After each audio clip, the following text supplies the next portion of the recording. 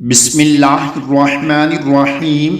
رسول اللہ صلی اللہ علیہ وآلہ وسلم نے فرمایا، یہ دعا مانگنے کا اہتمام کرتے رہنا چاہیے۔